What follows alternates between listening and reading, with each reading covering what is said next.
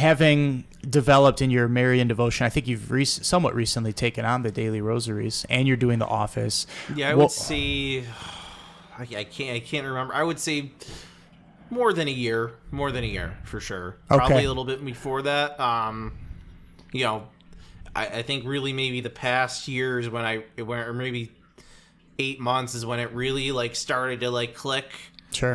In terms of, but I think I kind of had started the process maybe like a year or so before then, if that makes sense. Sure. So year of combined wisdom, if you were to glean it into just one piece of advice for people to get involved, or like a life hack that you employ, or maybe an interesting meditation that God has placed on your heart. I mean,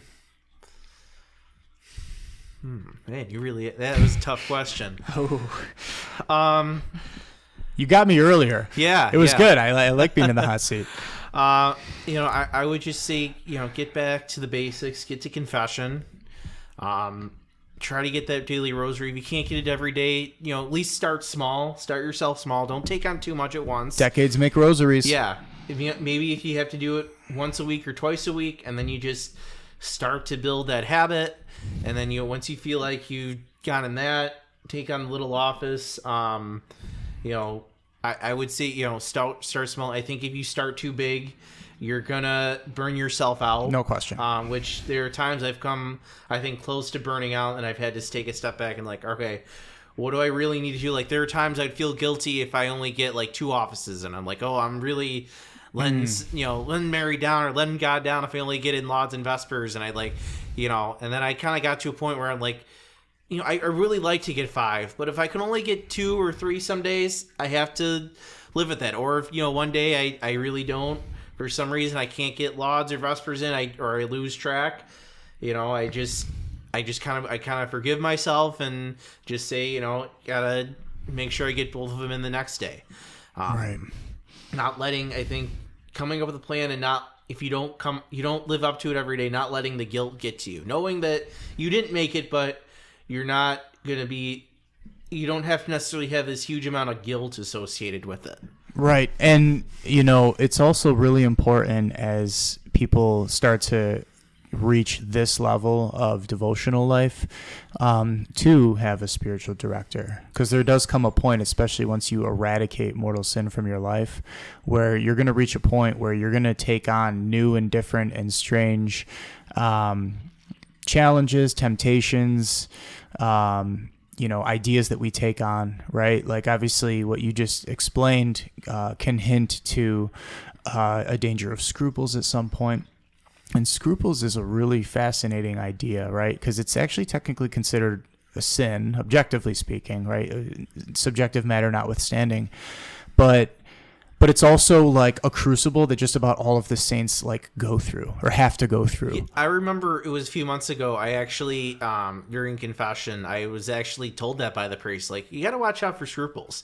And I had never heard of that. I've never gone that before. Yeah. I mean, I knew what it was, but like it was never me. Yeah. And I was like, there was like a weird I remember part that of me, time in life too. I was like, there was like a weird part of me. It was like I know scrupulosity isn't good, but like, it was kind of like, oh, does that mean like I'm moving like in the right direction? Like, I don't want to say it's a good sin to have, but like, right. No, it's weird. It's a paradox. Yeah. Yeah. It was like, and I never thought I was being scrupulous, but the priest was like, you might be a little scrupulous here. You got to watch out for that. And I was like, all right, I shouldn't be scrupulous, but like the fact that it's starting to happen is like a good sign. Like, you know, that I would, you know, I would never dreamed of that. And because let's define it, right? Give people the why, right? Scruples is this idea of you go overboard where you really just don't want to offend the Lord, but you do it so much to the point where you start offending the Lord because you're thinking that things are sins that aren't, right? And, you know, and it's like you said, it's like, the reason it's paradoxical is because your heart's coming from the right place initially. It's just that it's not, you know, moderated or balanced. And if you do too much of it, then it's like you're starting to place judgment on yourself above and beyond what God would even do, right? Like if you think that you're guilty of sin when you're not, you're not in right relationship with the Lord because, you know, you're not in congruity with his outlook for you. So yeah, it's ironic, right, in a way, because you're trying to reach a point where you never offend God anymore, which means you never want to sin anymore, and then that itself could become a sin. It's like, and that's why it's fascinating. Like Saint Benedict is really interesting to get into, because he gets into these like 12 steps to humility, and it can get so subtle. Like the higher you go, there's this like opposite concern on a level of pride, right? There's like these 12 steps of pride, like a descent into hell, that is important to be aware of. And yeah, when you start to reach closer to the apex of like making that grace filled break into perfection itself, there's this like tension of you start to become more and more humble. You're so humble, but there's still this like little tinge of pride that's very hard to detect. And that is why it's so important to have a spiritual director.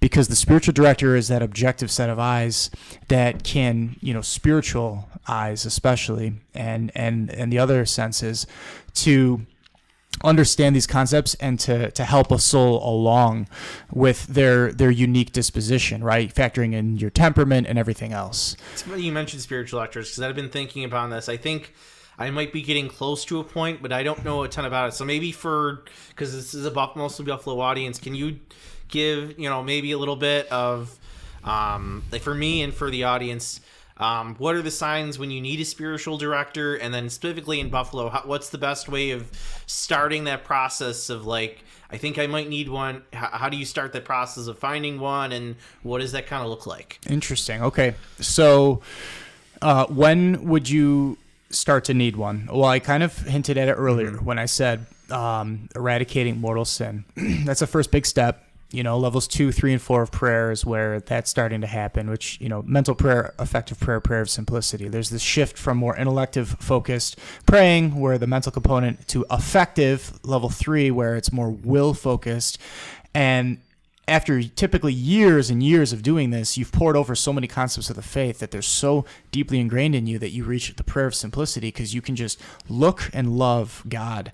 And the totality of those concepts that you've spent years amassing are all there, like at once. And when you reach that level of relationship with the Lord, it's going to naturally become less and less likely that you're going to allow, certainly, for mortal sin to come into your life, because you're thinking about the Lord so much and you're loving the Lord so much that you don't offend him, right? So you reach this point where mortal sin is eradicated, but you still got these venial sins and their imperfections, and you're probably at a point where you're going to want to start having a spiritual director, generally speaking, right? Because certainly the rule in terms of the tenets of Christian spirituality are, once you have reached the level of the illuminative stage, that's when you need a spiritual director, right? There's the purgative, the illuminative, and then the unitive. St. John of the Cross gets into this with he talks about the night of the soul and the night of the spirit.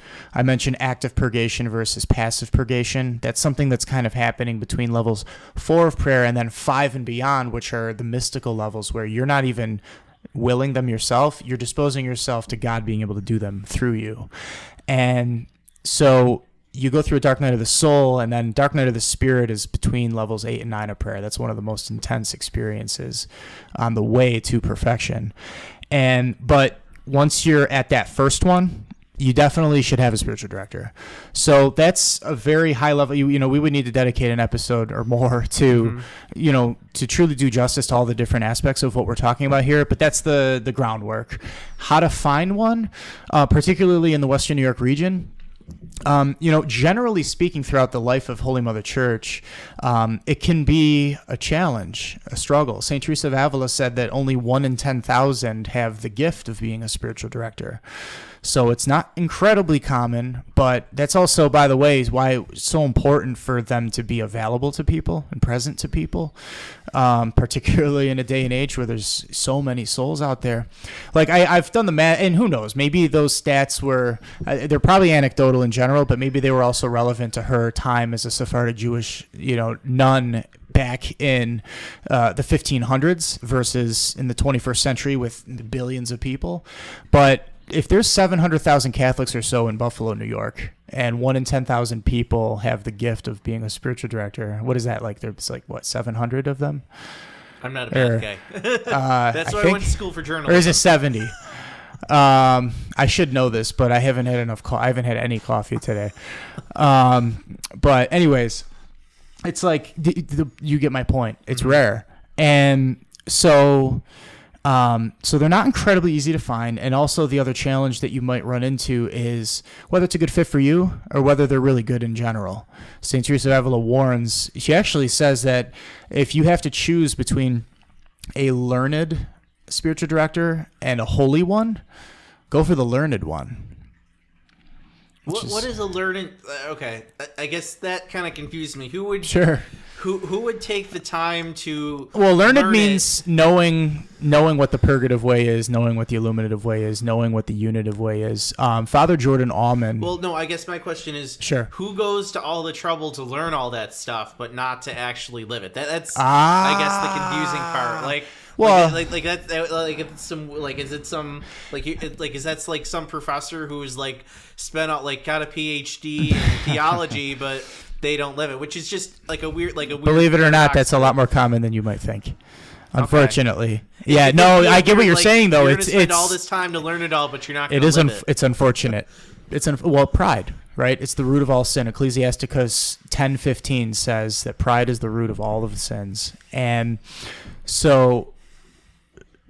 There are people who, get a vanity out of, learning a lot of stuff, right? It's again, that's why I always make the point about think of who the Blessed Mother typically visits, right? The way into heaven is through the mind of a child.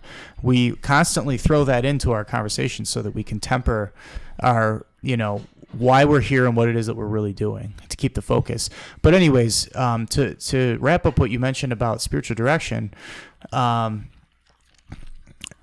there's one last thing that makes it tricky too, right? Like, so first is there aren't that many of them. The second thing is you got to find the right fit. St. Teresa said there was a danger where people spend time with the wrong one and it actually stifled their spiritual development, which can happen. It's unfortunate.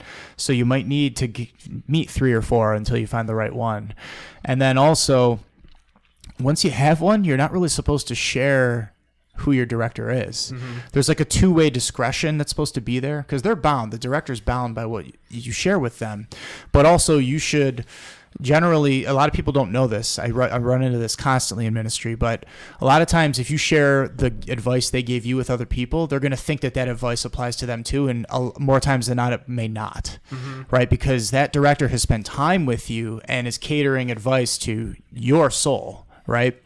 So all of that notwithstanding, generally I would recommend seeking clergy first, priest, so if you can. Pastor and say, this is what I think I need. Sure. And let them kind of take it from there. If they're, some of them are more aware of the stuff than others in terms of the network of it, right? They should all be aware of it in terms of seminary formation. I don't know if you knew this, but the spiritual director of a seminary is actually generally supposed to be a mystic. Because there's certain gifts that come with being in the higher levels of prayer. But anyways, that's another thing we want to make sure is operative throughout the church. But that's a whole nother aside. So, yeah, you talk to your pastor, it's that balance, right? Because people might innocently be like, oh, my spiritual director is so-and-so, and you should go with them too. And it's actually better to have a therapist. It's better to have more discretion with that. Like you could just say, well, I've heard that so-and-so and so-and-so over the years has done this. Maybe you can try to get in touch with them, call that parish's rectory and see, are they still accepting new directees, right? That's one way to find one. But also we ought not be scrupulous. It's not always the priest. Like I would recommend a priest first or a deacon because they have the grace of state in life. But St. Catherine of Siena, St. Francis of Assisi, some of these people who are, possibly laity their entire lives or just non-ordained, were among the best directors of their generation. So you really, it's not 100% that someone has to be a clergy to have that gift. Are spiritual directors, is there like a master list, or do you have to be like certified in some sort of way with There is- diocese or nothing or something? There like is that? no mandatory certification. There are programs available for that, and they're highly recommended, generally speaking. I mean, the more you learn something, the better you're going to be at it. But there is no like formalized, like, this is the one that you need to have in order to be considered legit. It actually does not exist. And at the end of the day, kind of similarly to how, people go to get degrees in order to be proficient at whatever, that's great. And it's a motive. A degree is a piece of paper that's a motive of credibility that you are good at this thing. That's not what makes you good at the thing, though. What makes you good at something is whether or not you have the gift or the skill or the knowledge or whatever it is, right, of that subject, of that topic. Again, you can't give what you don't have, but if you have something, you can give it. So, again, I only say that to say, that you can put that in the don't be scrupulous bucket. You know what I mean? Mm-hmm. But, yeah, I mean, and there's some fantastic programs that are out there. If anybody feels called to this line of work, I would recommend Father Jordan Allman, Spiritual Theology. It's a book that he wrote where he talks about a lot of the concepts that I'm actually laying out right now, like in terms of the discretion on the part of the directee, even with their relationship with the director, and so many other things, right? And being learned would be knowing the levels of prayer, knowing the temperaments, knowing...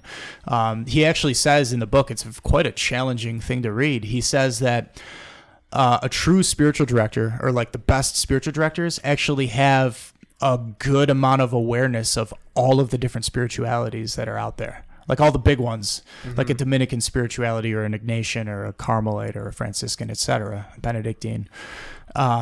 So, I've had a number of spiritual directors in my day, and so that's one reason why I know a lot about it. And, some have that ability and some don't, and some I've talked to and they're like, I would love to learn more about this stuff. I literally don't even have the time. A lot of our like secular clergy, like our priests that are diocesan, they say they're so busy with everything that they're doing, administrative stuff, whatever, that they don't have the time of day to go deeper on some of these subjects sometimes, which is unfortunate. But I mean, fortunate or unfortunate, depending on if that specific priest is called to that. Well, I think we can, and it goes a little bit back to the road to renewal. There aren't enough priests out here, and I think a lot of them, I think, are spending more time on administrative stuff than I think they should, or really they would like to. And I think, that all goes back to what's the future of our church, so we have good priests that we can have more of them freed up to be spiritual. They're not all tied up worrying about paying bills and making sure all this is going.